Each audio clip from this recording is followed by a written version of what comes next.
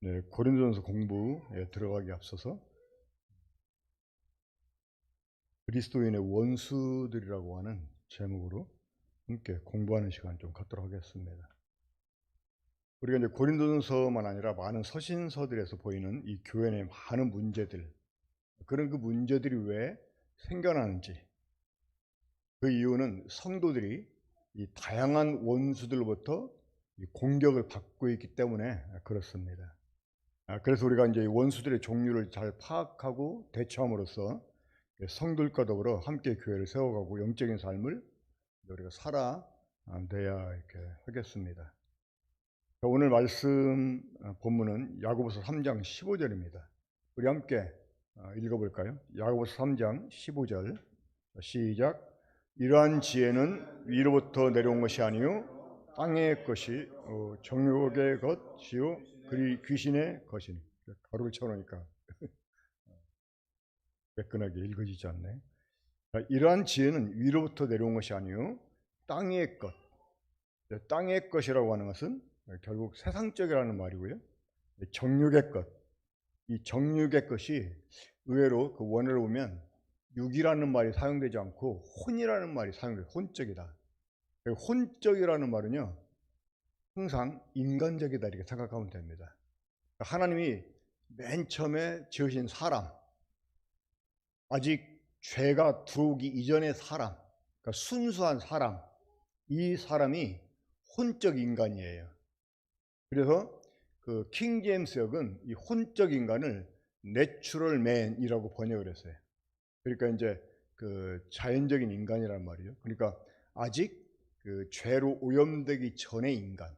하지만 그 인간이 그 죄로 오염이 돼가지고 육에 속한 사람이 됐기 때문에 결국 혼적이라는 말은 육적이다라는 말과 의미를 같이 한다 이렇게 생각하면 되겠습니다. 이 정육의 것이라고 하는 것은 결국 육적이라는 말이고요. 귀신의 것, 이게 이제 마귀적이다. 그러니까 그 야고보서 3장 15절에 보면 어떤 지혜에 관해서 말씀을 하면서 너희 마음속에 독한 시기가 있으면 그런 지혜를 자랑하지 말라 이렇게 말하면서 그러한 지혜는 위에서부터 온 것이 아니요 세상적이고 결국 육적이고 결국 마귀적이다 하는 이런 말씀을 합니다. 그러니까 우리 성도들에게 원수가 있는데, 여러 종류의 원수가 있는데 그 원수들 보면 주로 우리가 직접 관련해 가지고 활동하는 원수들, 이게 마귀 그리고 세상 그리고 육이라고 하는 것입니다. 그런데 그보다 더 근본적인 원수가 있습니다. 우리 함께 근본적인 원수 한번 살펴보겠습니다. 이 사망과 죄, 이 사망과 죄를 가리켜서 원수 중에 원수다라고 말할 수가 있습니다. 원수의 근본 세력이다 이렇게 말할 수가 있습니다. 우리 고린도전서 15장 26절 한번 함께 읽겠습니다. 자, 고린도전서 15장 26절 시작. 맨 나중에 멸망받은 원수는 사망이니라. 자, 제가 이제 이 부분 설명드릴 때마다 예를 들어서 말씀드리는 내용이 있죠. 우리가 이제 어떤 그 영화를 보면 주인공하고 악당들하고 싸우잖아요. 그런데 보면 맨 마지막에 주인공이 싸우는 악당이 있습니다. 그 악당은 일반 악당과 달라요. 악당들의 두목격인 이런 존재죠. 그러니까 이 사망도요, 하나님이 원수를 갚으시는데 차례차례 원수를 갚으시는데 맨 마지막에 원수를 갚는 존재가 있다는 거예요. 이게 이제 진짜 원수 중에 원수라고 하는 거죠. 그 원수가 뭐라고요? 바로 사망입니다. 사망. 이제 우리말로는 사망 또는 다른 말로 죽음이라고 말했어요. 죽음. 근데 이제 우리는 흔히 죽음 그러면 목숨이 끊어지는 걸 많이 생각하잖아요. 근데 이 성경에서 말하는 이 죽음, 사망은 하나의 왕국이에요. 왕국. 그러니까 죄로 인해서 세워진 왕국이에요. 한번 우리 로마서 5장 12절 보겠습니다. 지금 우리가 이런 근본적인 내용을 알아야 될 이유가 있어요. 왜냐하면 우리가 흔히 우리 주변에서 계속 우리에게 악영을 미치는 원수들, 마귀, 세상, 육이라고 하는 그 원수들, 이 원수들이 사실은 다 이 사망에서부터 비롯된 원수들이에요. 그렇기 때문에 이 우리들의 그 근본 원수인 사망이 뭔지를 우리가 제대로 이해를 해야 됩니다. 로마서 5장 12절 다 아는 말씀이지만 함께 읽겠습니다. 시작. 그러므로 한 사람으로 말미암아 죄가 세상에 들어오고 죄로 말미암아 사망이 들어왔나니 이와 같이 모든 사람이 죄를 지었으므로 사망이 모든 사람에게 이르렀느니라. 14절입니다. 이어서 시작. 그러나 아담으로부터 모세까지 아담의 범죄와 같은 죄를 지치 아니한 자들까지도 사망이 왕노릇하였나니 아담은 오실자의 표상이라. 자, 죄를 앞세워서 사망이 세상에 들어왔습니다. 그러니까 한 사람으로 말미암아 죄가 세상에 들어오고 이랬는데 사실 이 사망이 죄를 쏘아 놓고 죄를 따라서 세상에 들어왔다. 이렇게 우리가 이해하면 되겠습니다.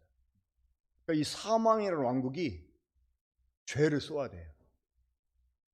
그래서 사람을 하여금 죄를 지게 만듭니다. 왜? 그래야 그 사람을 사망이 합법적으로 지배할 수 있게 됩니다. 왜 그럴까요? 죄의 삭은 사망이니까.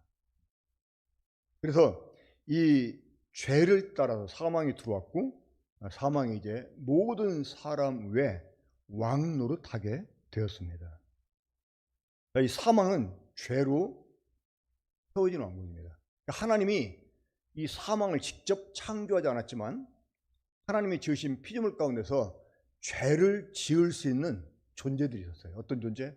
바로 자유의지를 가진 존재입니다. 그러니까 자유의지를 가진 존재는 천사와 사람들이죠. 그러니까 이 천사와 사람들의 범죄로 인해 가지고 이 사망이라는 왕국이 세워질 가능성이 있었다고 하는 거예요. 근데 이제 그 가운데서 천사 중에 으뜸이었다고 알려진 존재가 하나님께 반역을 꾀하고 타락하게 되죠. 그래서 이 사망에 가장 먼저 들어가게 됩니다. 그래가지고 자연스럽게 이 사망의 세력을 잡게 돼요. 그러니까 히브리서 2장 14절에 보면 마귀를 가리켜 뭐라고 표현했어요? 죽음의 세력을 가진 자로 표현했어요. 그러니까 가장 먼저 범죄하고 가장 먼저 사망에 들어가서 이 사망의 세력을 잡게 됩니다. 그러니까 이 사망은 죄로 세워진 왕국이고 그래서 이 사망은 죄로 인간을 지금 지배합니다. 우리 고린도전서 15장 55절 56절 오늘 우리가 함께 공부하는 내용은 우리 형제 자매님들이 새로운 거 공부하는 게 아니고 이미 다 익히 알고 있는 내용들이에요. 내용들을 다시 복습하는 차원에서 공부하는데 한번 우리 고린도전서 15장 55절 56절 한번 함께 읽겠습니다. 시작. 사망아 너의 승리가 어디 있느냐? 사망아 내가 쏘는 것이 어디 있느냐? 사망이 쏘는 것은 죄요 죄의 권능은 율법이라. 이 사망이 쏘는 게 뭐라고요? 죄를 쏘아래. 사망이 계속 죄를 쏘아야 됩니다. 그러니까 우리들의 진짜 근본적인 원수는 이 사망이고요 또 이 죄입니다. 나머지 지금 우리 주변에서 계속 활동하면서 우리를 공략해드는 원수들, 이 원수들은 뭐냐면요 죄를 짓도록 유혹하고 자극하는 이런 그 존재들이에요. 그러니까 진짜 원수는 사망이고 사실은 죄예요. 그러니까 이 마귀나 아니면 세상이나 육이라고 하는 것은 이런 원수들은 지금 나와 밀접한 이런 상황 속에서 계속 나를 자극하고 유혹하고 나에게 공격을 가합니다. 근데 그 이유가 뭐냐? 죄를 지게 하려고 하는 거예요. 그러니까 우리가 이 원수들에게 졌다. 이거는 내가 죄를 범했다 하는 말이에요. 우리가 이제 이 원수들을 이겼다. 이것은 우리가 죄를 이겼다 하는 그런 말이 됩니다. 아까도 말씀드렸지만 이 죄의 삭이 사망이기 때문에 우리가 죄를 짓게 되면 합법적으로 사망이 우리를 지배하게 됩니다. 자, 이 근본적인 원수인 사망 그리고 이 죄로 인해서 생겨난 세 종류의 원수들이 있습니다. 첫 번째가 뭡니까? 마귀입니다. 마귀. 그러니까 마귀는 가장 먼저 범죄하고 가장 먼저 사망에 들어가서 이 사망의 세력을 잡게 되죠. 이 마귀를 가리켜서 에베소 2장에서는 공중 권세를 잡은 자로 표현합니다. 자, 공중이 어디입니까? 공중. 공중은 땅도 아니고 하늘도 아니에요. 그러니까 이 마귀와 그 사자가 하늘에 쫓겨났잖아요. 근데 땅은 하나님이 사람들에게 주셨단 말이에요. 그러니까 이 마귀가 이치하고 있는 곳이 어디냐? 바로 공중입니다. 공중. 이 공중은 어떤 곳입니까? 하늘도 아니고 땅도 아니지만 하늘과 땅 사이에 존재하는 곳이에요. 그러니까 하나님과 사람 사이에 존재하고 있으면서 인간들에게 하나님의 뜻이 이루어지지 못하게 계속 방해하는 이런 일을 합니다. 이 마귀를 가리켜서 그 붙여진 이름이 있죠. 유혹하는 자. 그러니까 마귀는 사람들에게 죄를 짓도록 유혹해요. 그리고 또 하나 있습니다. 뭐냐면 참소하는 자. 참소한다는 게 뭡니까? 고소한다는 말이에요. 그러니까 우리가 죄를 짓도록 막 유혹해놓고 죄를 지으면 하나님께 가서 우리를 고소합니다. 다윗이 범죄했을 때 다윗이 회개하잖아요. 선지자 나단의 경고를 받고. 근데 그 나단 선지자가 다윗에게 뭐라고 말을 합니까? 하나님이 당신의 죄를 사하였다 이렇게 말하면서, 하지만 원수로 하여금 참소할 기회를 갖게 했다고 이렇게 표현해. 결국 그 바세바와 사이에서 태어난 아이가 죽잖아요. 그게 이제 원수가 청구한. 그러니까 이 다윗이 범죄했기 때문에 다윗은 이런 대가를 치러야 됩니다 하고 청구를 한 거예요. 그러니까 이 하나님이 자식을 빼앗아갔다, 이것은 뭘 의미합니까? 열매를 빼앗아갔다는 말이에요. 열매를. 그러니까 우리들의 삶의 열매, 우리 사역의 열매를 사탄이 하나님께 청구를 합니다. 그러니까 우리들의 그 수고를 헛되게 하는, 그러니까 우리에게 죄를 짓도록 유혹하고, 우리가 죄를 지으면 그걸 가지고 또 하나님께 나아가서 우리를 고소하고, 그래서 우리를 해야 할 이러한 합법적인 기회를 이렇게 얻어냅니다.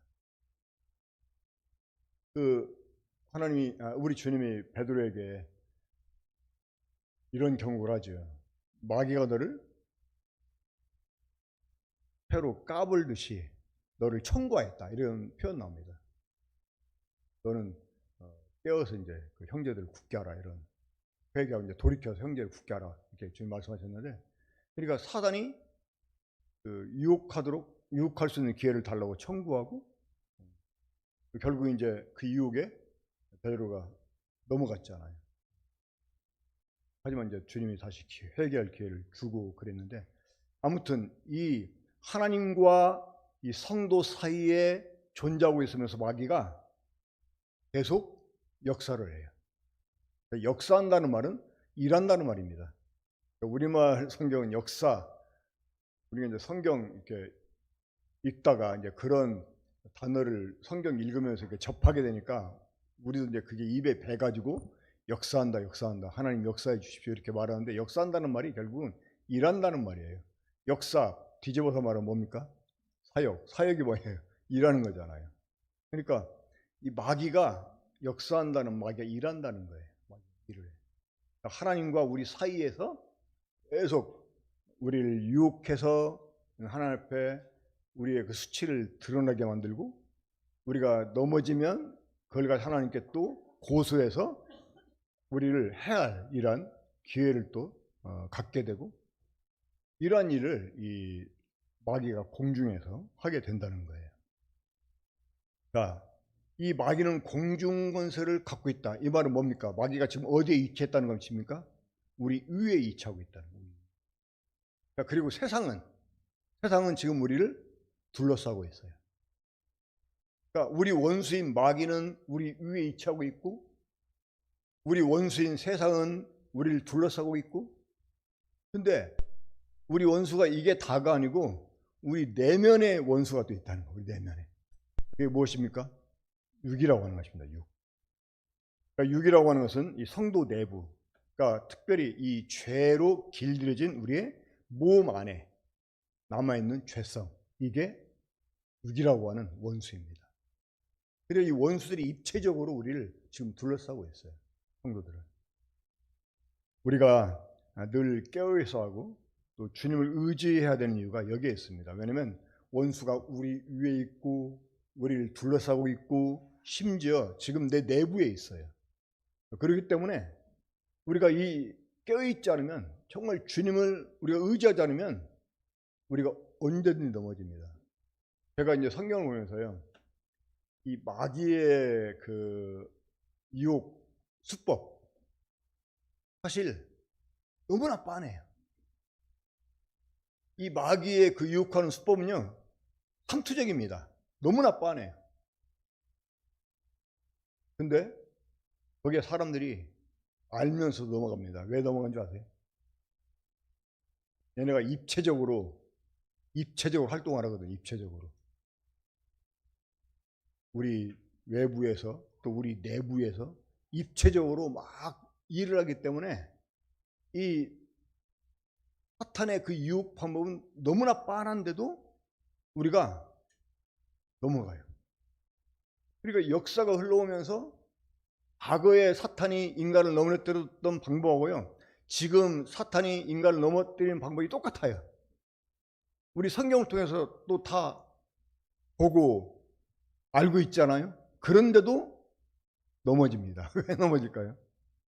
바로 이제 우리 내부 속에 여전히 원수가 있기 때문에 이제 그렇습니다. 자, 다시 한번 우리 야고보서 3장 15절 말씀 보겠습니다. 자, 한번 함께 읽겠습니다. 시작. 이러한 지혜는 위로부터 내려온 것이 아니요 땅 위의 것, 자 가로까지 읽죠. 땅 위의 것, 세상적이요, 정욕의 것, 혼적, 인간적, 육적이요, 귀신의 것, 마귀적이니. 자, 그러면 이 마귀가 어떤 존재인지 한번 보겠습니다. 자, 마귀는 아까 말씀드렸듯이 가장 먼저 범죄하고 사망에 들어갔고, 이 사망의 세력을 갖게 되었습니다. 히브리서 2장 14절 함께 읽죠. 시작. 자녀들은 혈과 육에 속하였음에 그도 또한 같은 모양으로 혈과 육을 함께 지니심은 죽음을 통하여 죽음의 세력을 잡은 자 곧 마귀를 멸하시며. 그러니까 이 마귀를 뭐라고 표현했어요? 죽음의 세력을 잡은 자, 이 사망의 세력을 잡은 자라고 마귀를 표현하고 있어요. 마귀는 공중권세를 잡고 세상을 지배하며 사람들 속에서 역사합니다. 우리 에베소 2장 1절부터 3절까지도 보죠. 한번 생각하면서 천천히 읽겠습니다. 시작. 그는 허물과 죄로 죽었던 너희를 살리셨도다. 그때 너희는 그 가운데서 행하여 이 세상 풍조를 따르고 공중의 권세 잡은 자를 따랐으니 곧 지금 불순종의 아들 가운데서 역사하는 영이라. 전에는 우리도 다 그 가운데서 우리 육체의 욕심을 따라 지내며 육체와 마음에 원하는 것을 하여 다른 이들과 같이 본질상 진노의 자녀였더니 허물과 죄로 죽었던 너희를 살리셨다. 여기서 여러분, 이 죽었다는 말은요, 관계가 끊어졌다 이런 말입니다. 자, 허물과 죄로 죽었다. 여기서 죽었다는 말은 하나님께 대하여 죽었다는 말이에요. 하나님과 이제 상관없는 자가 됐다는 말입니다. 하나님의 관계가 끊었다는 말이에요. 자, 여러분 보세요. 2절 보면 그때 너희는 그 가운데서 행하여 이랬어요.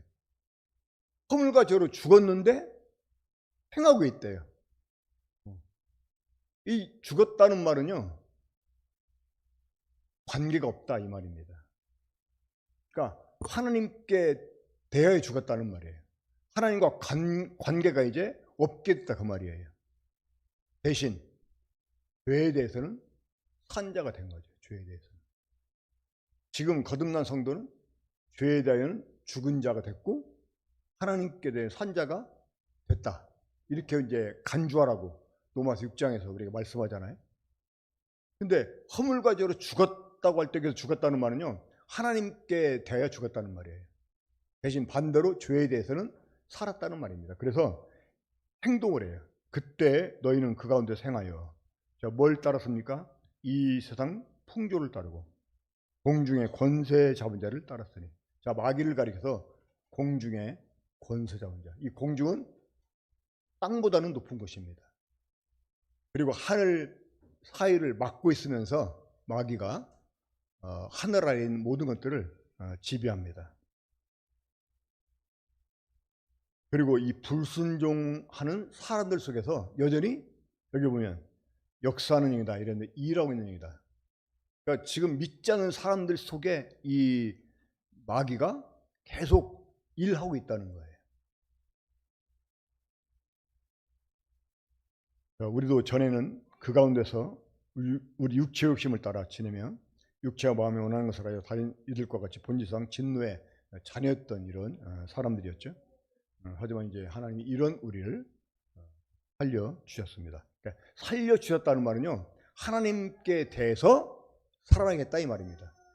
자, 여러분, 그러면 우리가 하나님께 대하여 살았다 이 말은 어떤 의미가 될까요? 어떤 의미가? 하나님께 대하여 행동할 수 있겠다 이 말입니다.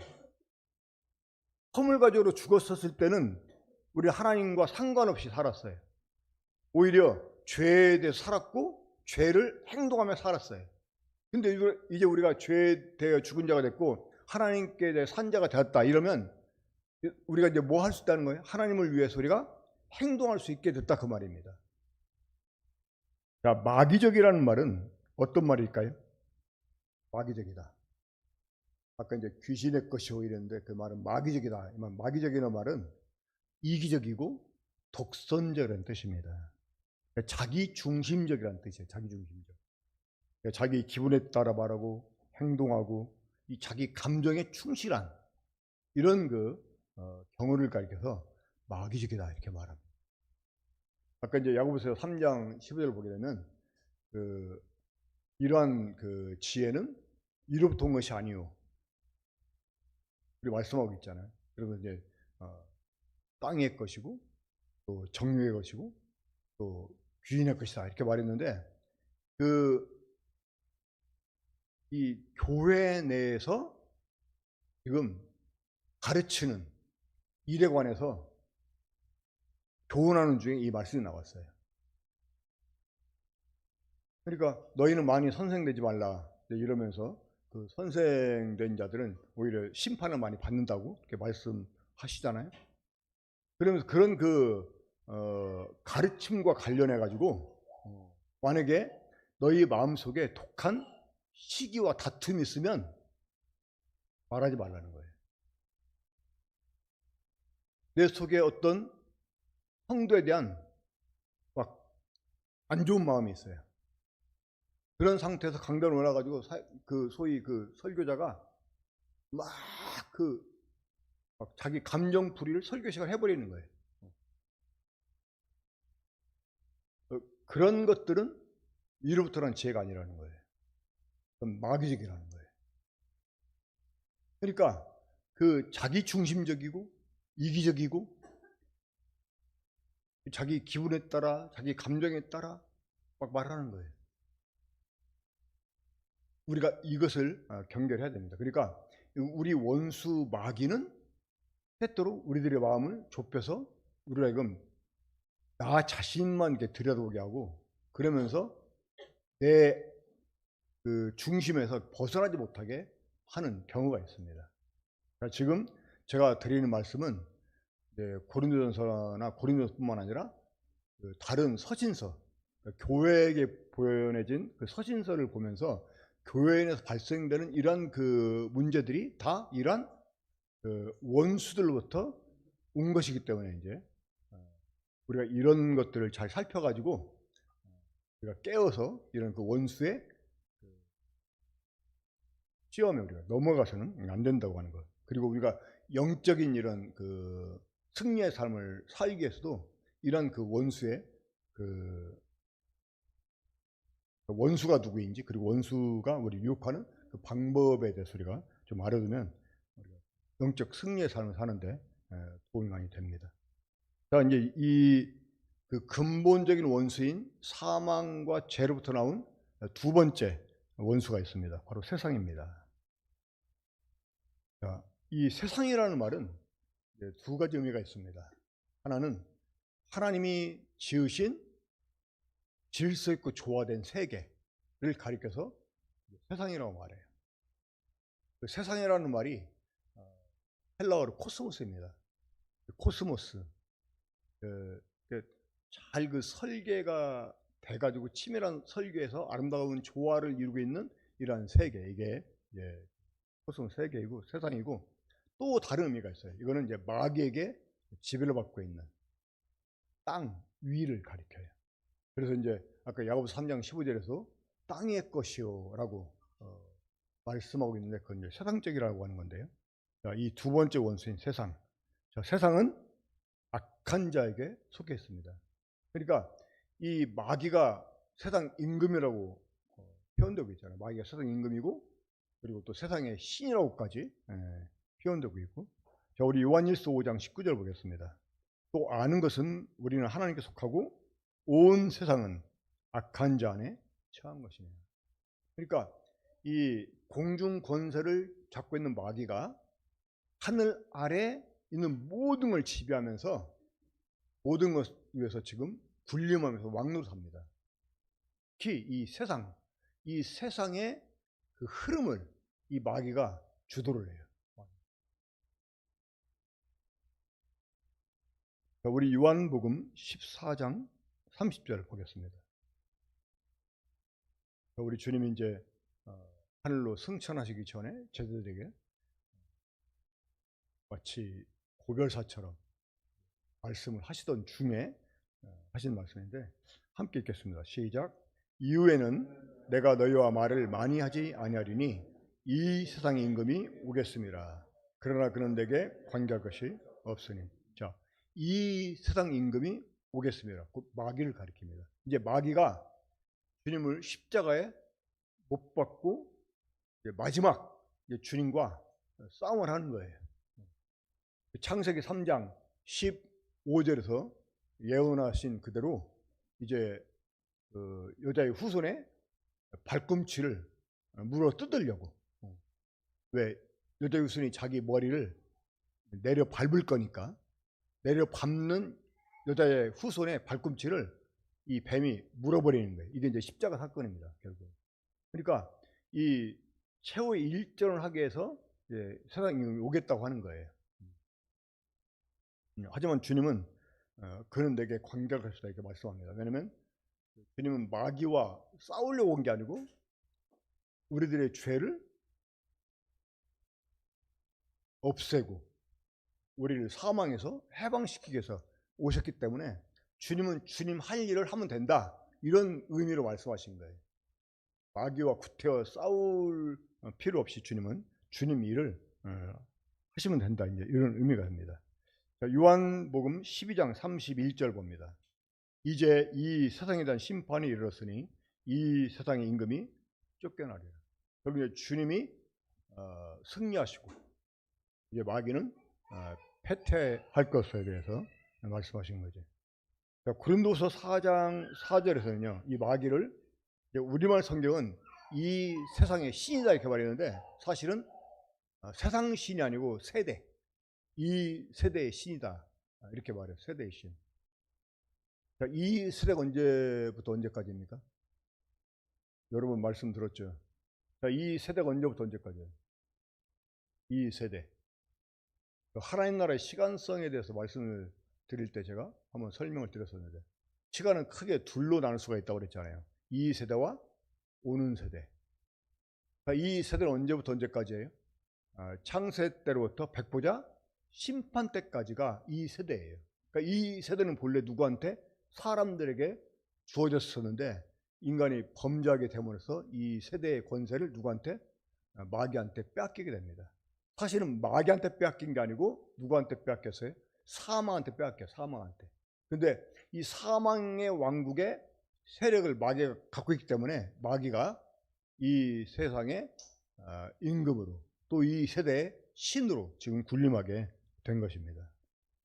자, 세상의 흐름을 마귀가 주도합니다. 아까 우리가 보았던 에베소 2장 2절을 보면 이 세상 풍조를 따르고 이렇게 말하면서 마귀를 공중의 권세 잡은 자로 표현합니다. 그러니까 마귀가 하늘에서 쫓겨난 이후로 하늘 아래 모든 것을 지배하게 됐어요. 그러면 세상을 사탄이 주도하게 됩니다. 세상의 흐름을 마귀가 주도하게 돼요. 그러니까 이 세상의 시류, 이 시류를 마귀가 이렇게 다 이렇게 주도적으로 이끌면서 사람들을 하나님에게서 멀어지게 만듭니다.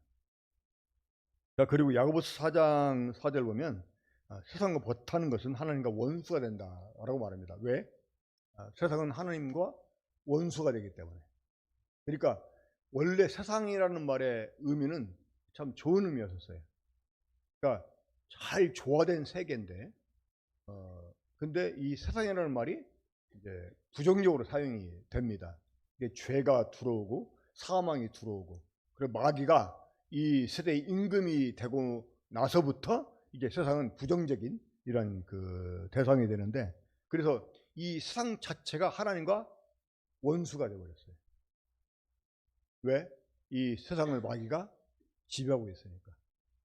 제가 이제 그래가지고 이 세상을 말할 때 사망이라는 왕국의 식민지다 이렇게 말씀드린 거 기억나세요? 지금 세상, 우리가 살고 있는 세상은 사망이라는 나라의 식민지예요. 그러니까 이 세상 자체가 처음부터 잘못된 것은 아니었지만 지금은 이 사망이 지배하는 세상이 됐기 때문에 이 세상 자체가 하나님의 원수가 되어버렸어요. 그래서 이 세상과 벗이 되고자 하는 자는 하나님과 원수가 되는 것이다 하는 것입니다. 그리고 이제 요한 1서 2장 15절을 보게 되면 이 세상이나 세상에 있는 것들을 사랑하지 말라. 누구든지 세상을 살아가면 아버지의 사랑이 그 안에 있지 않다 이렇게 말합니다. 그러니까 세상은 하나님과 원수가 되기 때문에 원수를 우리가 원수를 사랑하고 원수와 이렇게 벗이 되면 하나님이 어떠시겠어요? 질투하시겠죠. 야고보서 4장 보게 되면 막 성령이 시기하기까지 그런 그 표현이 나옵니다. 그러니까 하나님이 질투하세요. 시기하세요. 우리가 세상을 사랑하게 될 때. 우리가 우리의 원수는 지금 공중 권세를 잡고 있는 마귀. 한번 위에 한번 찾아보실래요? 마귀 한번 보입니까? 우리 지금 막 짓누르려고 하고 있어요. 그리고 또 세상이라는 원수는 우리를 둘러싸고 있어요. 우리가 세상의 가치관을 따르는 것, 세상의 풍습을 따르는 것, 결국 이런 것들 때문에 이 교회 안에서 문제가 일어납니다. 자, 이 고린도전서에서 고린도 교회에 생겨난 이 분파, 이게 무엇 때문에 생겨난 거죠? 유명한 사역자들을 따르는 것 때문에 생겨난 거예요. 자, 고린도에는 바울을 통해 직접 복음을 들은 사람들이 있었을 거예요. 그렇죠? 또 아니면 예루살렘에 갔다가 베드로를 통해서 복음을 듣고 구원받은 사람도 있었을 거예요. 이제 브리스길라와 아굴라 같은 경우는 로마에 있던 유대인이었잖아요. 그 사람이 이제 쫓겨나 가지고 고린도로 이주해 옵니다. 그러다가 이제 바울을 만나게 돼요. 그래서 바울의 동역자가 되죠. 그러니까 그 로마에 살던 유대인들 중에는 이 예루살렘에 돌아갔다가 그때 이제 베드로를 통해 복음을 듣고 구원받은 이런 사람들이 있을 수 있다고 하는 거예요. 이런 사람들은 보세요, 여러분. 자, 그 당시 유대 사회나 로마 사회에서 베드로가 뭐였습니까? 바울이 뭐였습니까?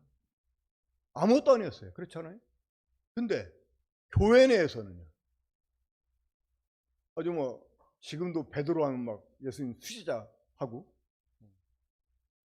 그리고 뭐 심지어 카톨릭 같은 데서는 카톨릭도 아니지. 카톨릭이라는 말이 원래 정통이라는 뜻이에요. 사실 그 사람은 정통은 아닌 건데. 노만 카톨릭이라고 할까? 노만 카톨릭이 그 예수님이 그 천국의 열쇠를 베드로한테 줬다. 사실은 베드로에게 준 게 아니고 교회에게 준 거예요. 교회에게. 근데 베드로에게 줬다 이거. 베드로를 교황, 초대 교황으로 세웠잖아요. 그러니까 이제 교황 제도를 만들어 가지고. 자, 베드로가 뭐 했어요? 지금 이제 교회 내에서 우리가 예수님을 믿고 따르다 보니까 베드로가 예수님의 제자 중에서 그나마 예수님이 좀 많이 사랑해주고 이랬던 제자 같아 보이니까 나는 베드로에게 속했다. 뭐 이런 식으로. 이 장로교 사람들이 자랑스럽게 생각하는 사람들이 있습니다. 이 장로교 사람들이 자기들을 가리켜서 막 그런 말 하기를 오히려 당당해요. 칼빈주의. 자기들은 칼빈주의다. 칼빈. 근데 칼빈한 사람은 이제 신학 교리를 따른다고 하는 거죠. 칼빈주의라고 아주 자랑스럽게.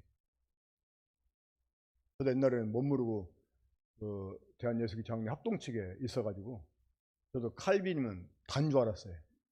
근데 제가 이제 신학을 한 데는 이제 포교파 신학이었는데 거기 이제 미국에서 선교사님이 이제 거의 다 장로교 합동 측에서 학생들이 많이 왔기 때문에 분위기는 장로교 분위기였거든요.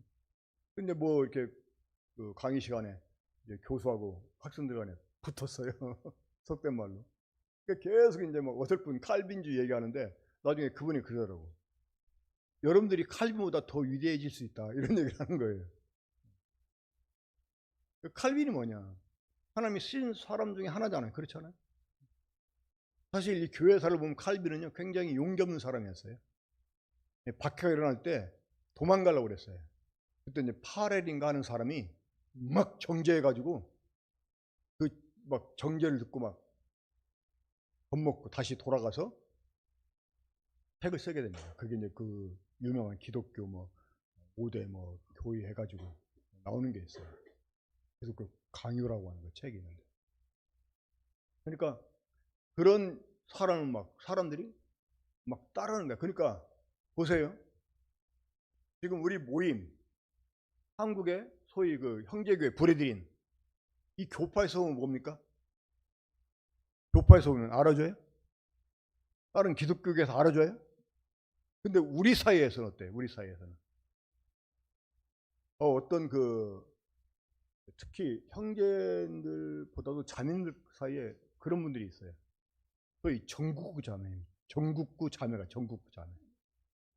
그러니까 막 전국 유명한 사역자들을 막 아주 팔아라. 그래도 막 그런 분들이 오면 막 그냥 가가지고 막 얼마나 잘해주는지 모르고 자기네 사역자는 막 속된 말로 똥을 여기고 말도 안 듣고 이러면서 막 그런 사람들한테는 막 얼마나 막 자기 교회 사역하는 사람 밥 한 그릇 사준 적이 없는데 막 그런 분들 오면 막 그냥 막 차비까지 막 해주고 막 그런 이제 그런 사람 자기가 잘하는 것을 또 자랑스럽게 여기고 막 이래요. 그러니까 그런 사람들이 왜 그런지 심리를 생각해 봤어요. 그러니까 자기가 그런 사람을 좀 안다 싶으면 자기도 그런 사람 레벨처럼 된다고 착각을 하는 것 같아요. 여러분 이게 세상적 아닙니까? 그렇잖아요. 우리가 지금 유명한 위인들을 따르잖아요. 그죠? 이 정치계에서도 보세요. 영향 있는 사람들 따르잖아요. 그렇죠? 그래서 뭐 무슨 뭐 친 뭐 하고 뭐 반 뭐 하고 이제 정치계 뭐 그러잖아요. 근데 이게 교회 속에도 들어왔다는 거예요. 무슨 영향 때문에? 세상이라고 하는 원수한테 속아가지고 세상이라는 원수에 영향을 받아서 그런 거예요. 이게 세상적이다 그 말입니다. 그러니까 이 유명한 사람들을 따르는 이러한 그 분파가 고린도 교회 내에 들어왔다 이 말은 세상이 들어왔다는 말이에요. 세상이. 정말 따지고 보면 그 당시 세상에서 베드로가 뭐였냐는 거예요. 그렇잖아요. 바울이 뭐였어요? 아무것도 아니었어요. 근데 교회 내에서 그 좁은 교회 내에서 그것도 막 유명하게 막 생각을 해가지고 그런 사람을 막 따르고 추종하고. 제가 그 갈라디아서를 보면서 갈라디아 1장 6절에 보면 사도 바울이 기가 막혀서 이런 탄식을 하는 걸 이제 보게 되는데 그리스도의 은혜로 너희를 부르신 이를 이같이 속히 떠나 다른 복음 따르는 것을 내가 이상히 여긴다는 거예요. 왜 다른 복음을 따랐을까? 그러니까 갈라디아 성도들이 왜 다른 복음을 따랐을까요? 유대주의자들 영향 때문에 그런 거예요.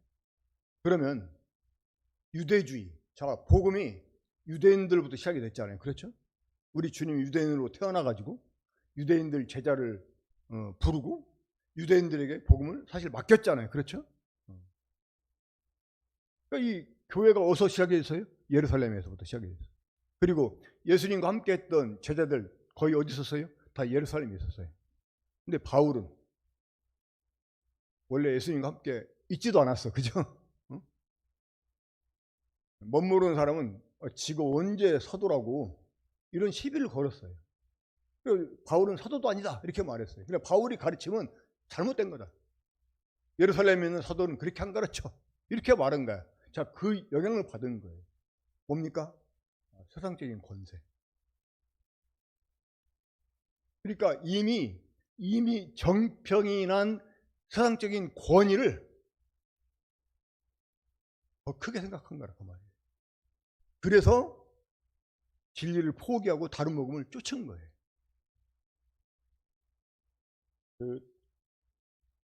우리 교회 우리 모임에서 사역하던 꽤 많은 그 사역자들이 뒤늦게 장로교회 계통의 신학교에 가서 번역신학이라는 것을 공부하게 되었습니다. 몰랐던 것을 접하게 되니까 새로 자기들이 눈을 뜬 것처럼 여기지 않아요.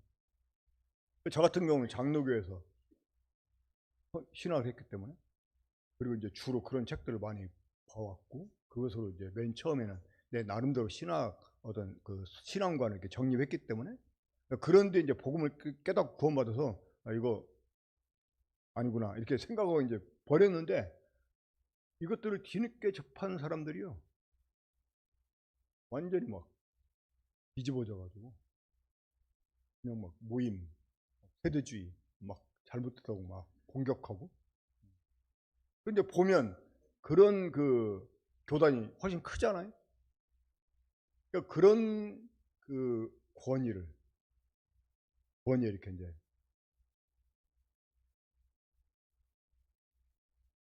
그 권위를 더 크게 생각하고 그 영향을 그대로 이제 받아버리고 모임을 떠나는 이런 일이 있었어요. 결국 이제 이것들이 다 세상적인, 그러니까 세상이라는 원수의 영향을 받아서 그렇게 된 것이죠. 세 번째 적이 있죠. 육입니다. 육.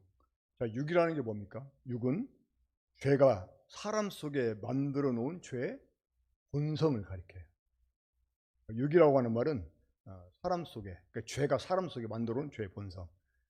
노마서 6장 12절이나 노마서 8장 13절에서는요, 이 죄의 본성을 몸의 사욕으로 표현했고 또 몸의 행실로 표현했습니다.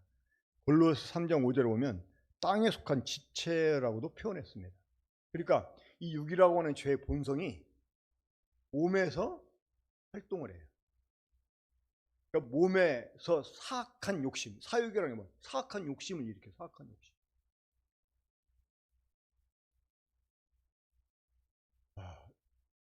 제가 이런 얘기를 시간에서 해도 될런지 모르겠는데, 옛날에 그리고 지금 그 형제가 모임상을 나누고 여전히 그 돈 받기 전에도 한심했었는데 지금도 좀 그렇게 살고 있는 것처럼 소식을 듣곤 그러는데요.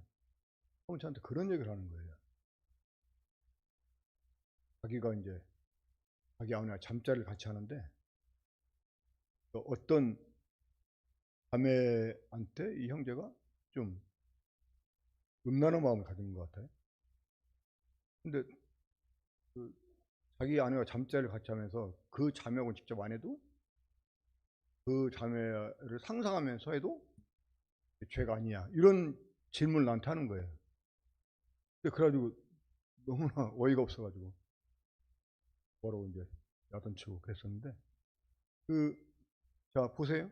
지금 제가 이 이야기를 하는 이유가 뭐냐면 사악한 욕심, 이런 그러한 생각들이 이제 사실은 육이라고 하는 본성에 올라오는 거거든요. 이게 이제 그 몸의 사욕으로 올라오는 몸의 사육으로. 그러니까 몸의 사육이 몇 번 반복되면 그게 이제 습관이 돼버리고 행실이 돼버립니다. 행실. 또 땅에 있는 지체로 이렇게 표현했는데 결국 이 말은 이 죄라고 육이라고 하는 본성이 우리들 몸 안에 깃들여져 있다고 하는 이런 표현이 됩니다. 자, 원래 혼적이라는 말은 인간 본연의 모습을 가리킵니다. 육적이라는 말은 죄에게 지배를 당하는 인간 모습을 가리키고요.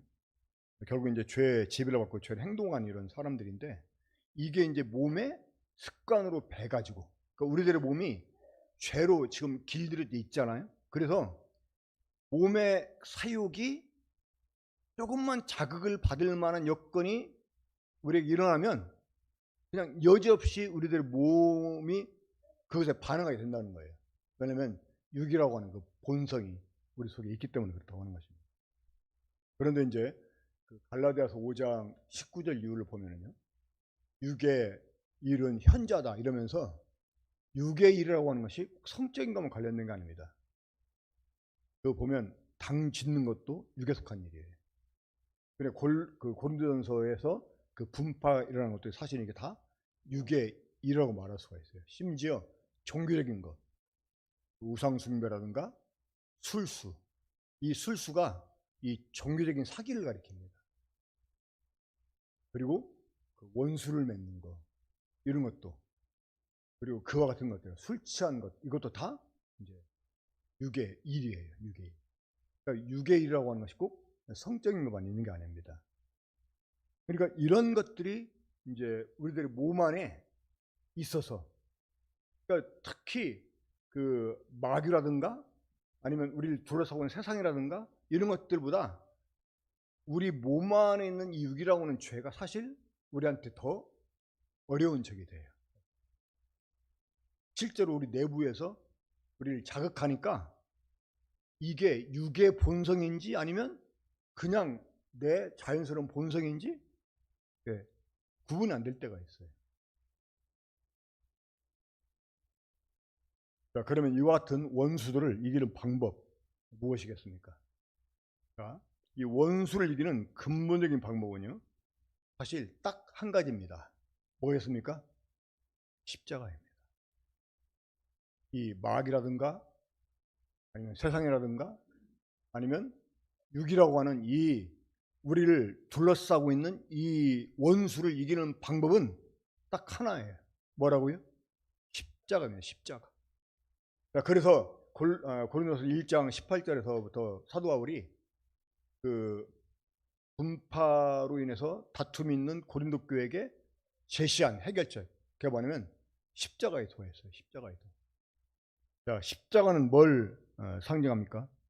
미련한 거, 약한 걸 상징합니다. 유대인들은 십자가를 꺼려했습니다. 그러죠? 헬라인들은 미련하게 여겼어요. 그러니까 십자가는 결코 지혜로운 방법이 아니에요. 그 강한 방법이 아닙니다. 자, 하나님의 아들이 십자가에 못 박혀 죽었다? 여러분, 이것은요, 얼마나 힘이 없으면 잡혀서 끌려가서 죽었겠냐 이 말이에요. 이 하나님의 아들이 약해지셨어요. 그리고 사람을 구원하기 위해서 더 지혜로운 방법 가질 수가 있잖아요. 그죠? 근데 왜 미련밖에 죽어? 저는 제가 언젠가부터 그런 트라우마가 생겼어요. 어떤 트라우마냐면 영화를 보잖아요. 영화를 보면 주인공이 막 위기를 겪잖아요. 항상 거의 모든 스토리가 다 그렇잖아요. 막 맨 처음에는 잘 나가는 것 같다가 이제 막 역경 속에 빠져가지고 막 어려움을 겪다가 이제 막판에 이제 뒤집는 것으로 이제 완전 이제 마지막 이제 결말 이러고 그러는데, 저는 이 주인공이 그런 역경을 막 겪는 과정이 있잖아요. 요즘은 그걸 못 보겠어요. 너무나 막 스트레스를 받아요. 물론 이제 요즘 뭐 영화를 거의 보지 않지만 그리고 막 트라우마가 생겨. 막 더 이상 막 저런 막 고난 내가 아마 받기 싫어서 더 그럴 수도 있는 것 같아요. 막 그게 막 싫어. 막 그 사람들 막 받는 게 싫어요. 제가 이제 그 프로야구를 좋아하고, 제가 이제 제 고향이 전라북 군산이라 역전 명수 군산항구 때문에 타이거즈를 좋아하다 보니까 가끔 이제 유튜브로 그 하이라이트 보는데 진경기는 절대 안 봅니다. 스트레스 받으니까. 이긴 것만 봐 이제. 그러니까 사람을 구원하는 일 위해 하나님 아들이 더 좋은 방법 가질 수가 있었잖아요. 근데 일어나게 왜 주고? 자, 드라마나 영화 보면은 악당이 그 주인공 여자친구나 가족을 인질로 삼아. 딱 목에 칼을 들이고 또 총 버려 막 이래. 총 버리면 어떻게 되겠어요? 총 버리면 둘 다 죽이지. 안 그러겠어요? 근데 또 버려, 주인공은 버려. 나는 그거 보면 저 왜 버려? 미련하게. 어차피 죽을 건데. 그렇잖아요? 그러니까 하나님의 아들이 그거밖에 방법이 없어서 십자가 못 박혀 죽었어요? 우리를 구원하려면 여러 가지 방법을 채택할 수도 있었어요. 그렇지 않겠습니까? 근데 굳이 십자가를 지셨다는 거예요. 약해지셨고 미련해졌다는 거예요. 왜 그랬을까요?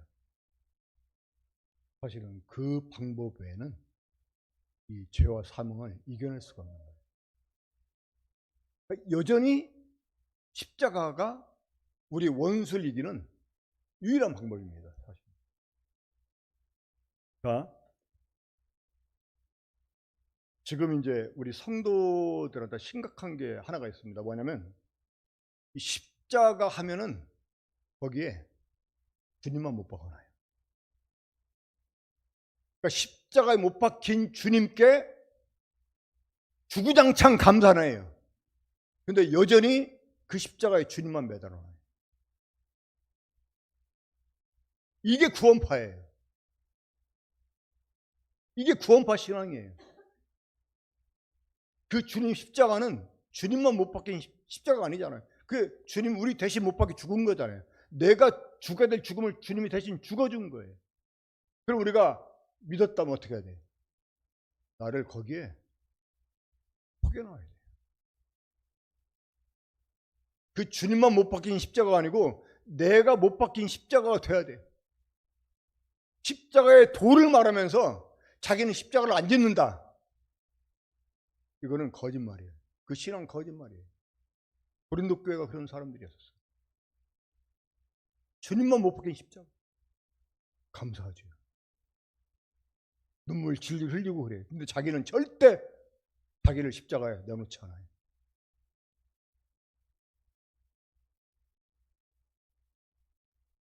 여러분, 주님의 십자가는 주님만 못 박힌 십자가 아니고, 그렇죠? 이 갈라디아서 2장 20절, 5장 24절, 6장 14절 보면 그 주님의 십자가는 갈라디아 2장 20절 누가? 내가 그리스도와 함께 십자가에 못 박혔다고 말해요. 자, 이 갈라디아서 2장 20절은요 원수 마귀를 이기는 방법입니다. 아까 마귀적이라는 게 뭐라고 했어요? 자기 중심적이라고 했잖아요. 근데 그런 자기를 십자가에 그리스도와 함께 못 박히게 내어놓는 거예요.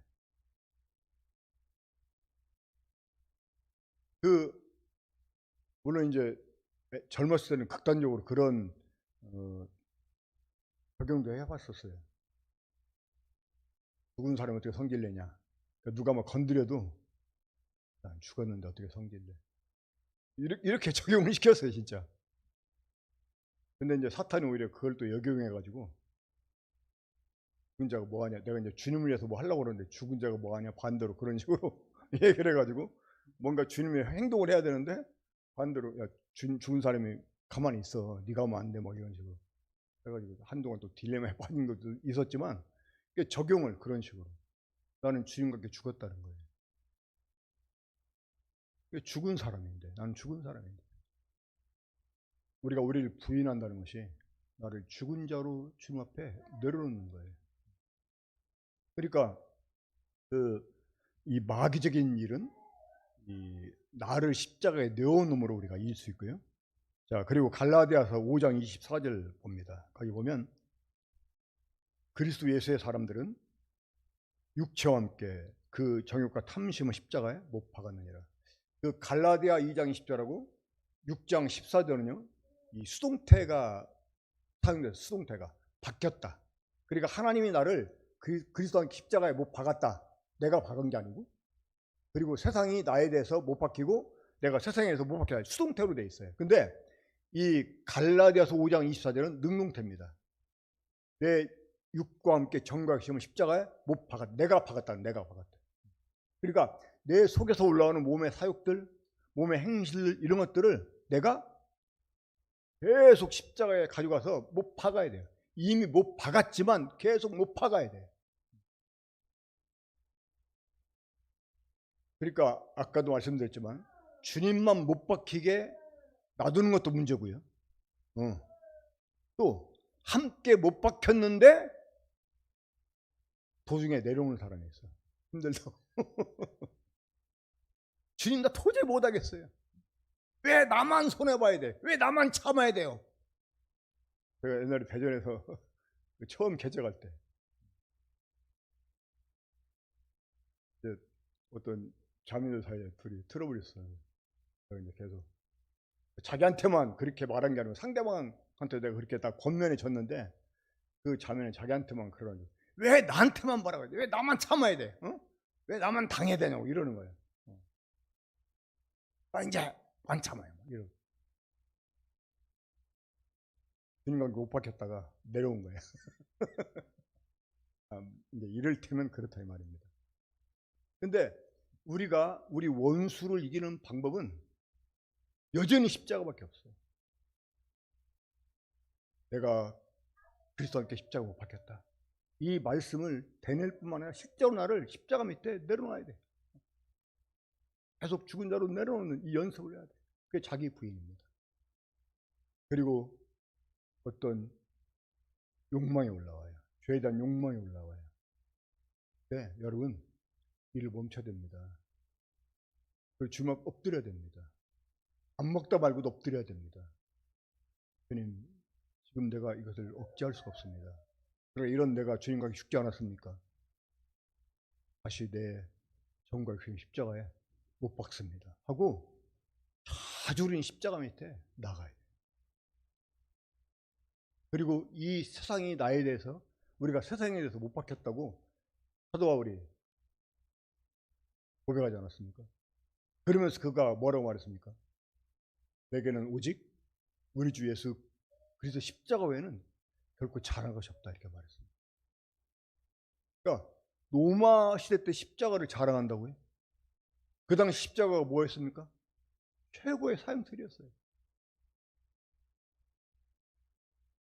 최악의 죄수들에게 내려진 사형틀이었어요.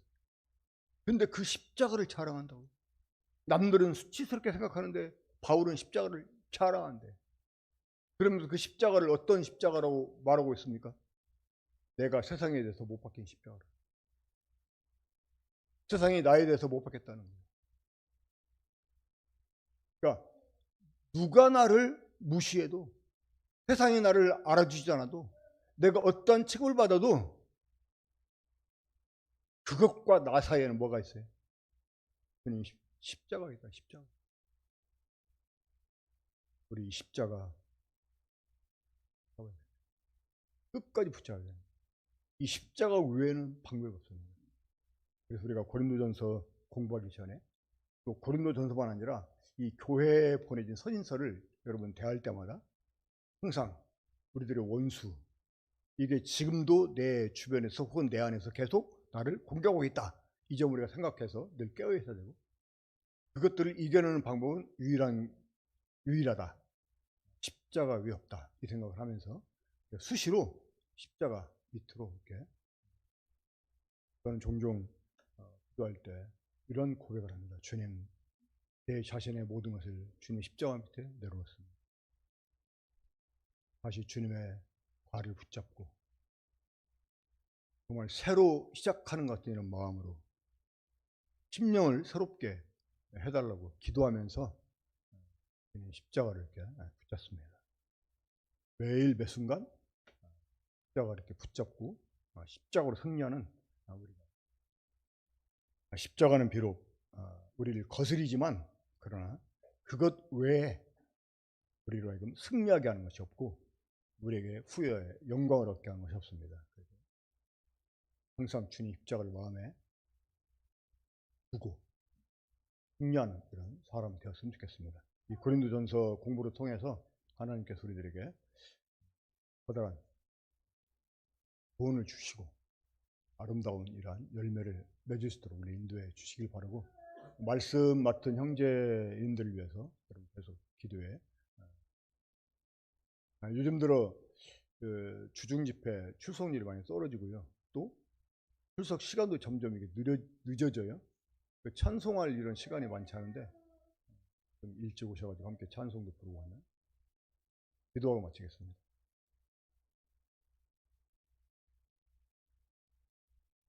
지금도 우리를 위해서 간구하기를 쉬지 아니하시는 주님, 우리들에게 자기를 부인하고 자기 십자가를 지고 주님 따라오라 말씀하셨는데, 주님 우리가 지금 어디까지 이르렀든지 다시 우리들의 마음을 추스리고 새롭게 해서 우리가 주님의 십자가 앞에 나아가서 우리 자신의 모든 걸 내려놓고 다시 주님과 함께 정말 새로운 마음으로 우리의 삶을 시작해 보기를 원합니다. 우리 군포 중북교회를 주님이 긍휼히 주시고 정말 우리 모든 성도가 주님 앞에서 자기를 부인하고 또 기꺼이 자기를 거스리는 십자가를 달게 치고 또 내 뜻을 포기하고 주님을 따르는 그러한 제자의 길을 힘있게 걸어가는 교회가 되게 해주시고 모든 성도들이 되게 해주시기 원하고, 고린도전서 공부를 통해서 우리가 그렇게 될 수 있도록 주님이 말씀해 주시기를 바랍니다. 주님께 모든 것을 의탁하오며 주 예수 그리스도의 이름으로 기도합니다. 아멘.